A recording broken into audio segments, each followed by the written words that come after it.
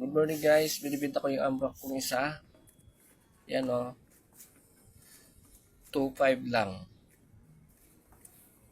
Located at Dao ni Nabil.